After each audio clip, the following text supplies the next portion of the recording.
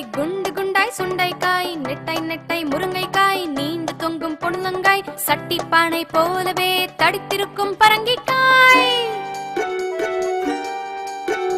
பட்டை போட்ட வெண்டைக்காய், பச்சை நீர பாவற்காய், சொட்டை இல்ல சூரக்காய், சொக்கும் நல்ல தக்காளி, கொடியில் தொங்கும் அவரைக்காய், கோவை நீர மிளகாய், வாட்ட சாட்ட வாழைக்காய், வந்து பார் என் தோட்டத்தில்.